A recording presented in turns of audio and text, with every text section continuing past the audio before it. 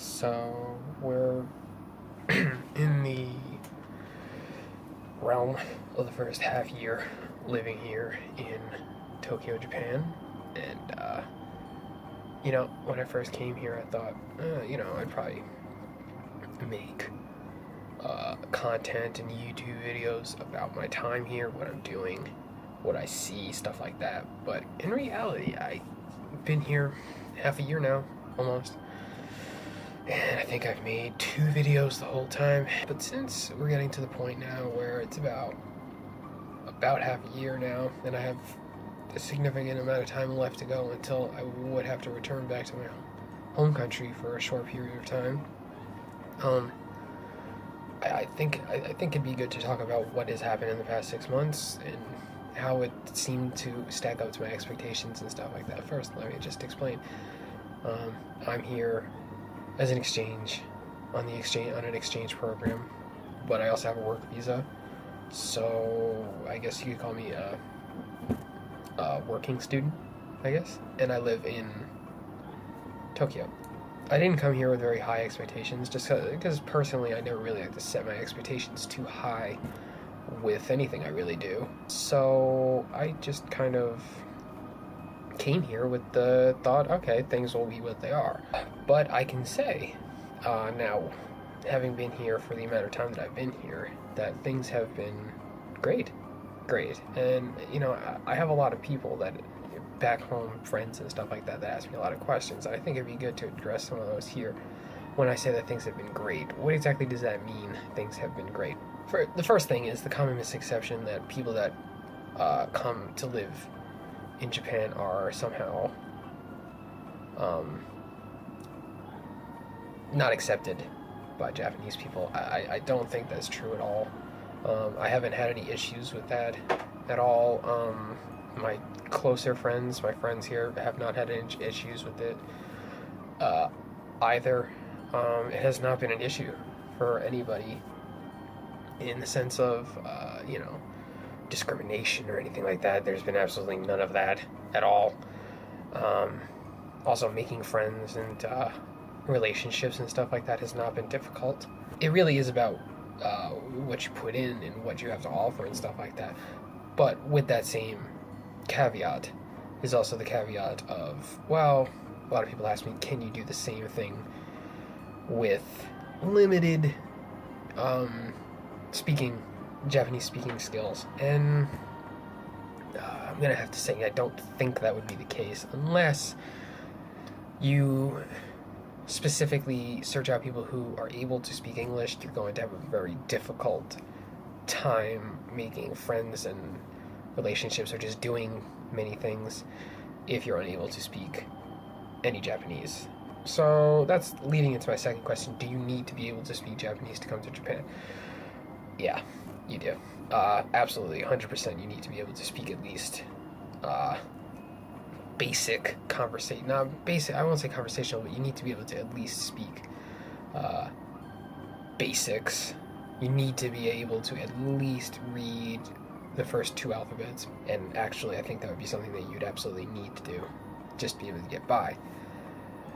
With that same idea, you do need to be able to speak Japanese to live in Japan. I 100% think that you need to be able to speak the language to get by here, and maybe you can get by without speaking much, yeah, but you're not going to have much substance in your life, honestly, because you're going to feel very disconnected from everybody on a day-to-day basis because you're not going to be able to really do anything. But with that, what does a normal day in Japan look like? Okay, people ask me this a lot. Well, as I, I have my exchange program, I do other things. Normal day is usually Monday through Friday is usually waking up around 7 a.m. or so, shaving.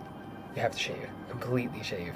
That's gonna be my pro tip number 1 for living in Japan. If you're a man, constantly you have to be clean shaven. That I think is 100% a thing that you should wake up, shave, go to 7-Eleven, get some breakfast. 7-Eleven is going to be your best friend if you come to live or visit Japan. And then get on the crowded trains, get on the JR line, which is a very efficient line, but the line that I take personally is very slow and very not trustworthy.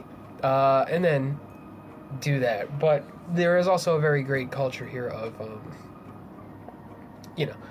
when work and school is done, going out with your friends, your colleagues, and stuff like that, and going out and going to what's called izakaya, and basically having fun, drinking. It's basically a pub and grill. You drink, you have fun, you work hard, but you also go out, you have some fun, you meet fun people, you go out with different people and stuff like that.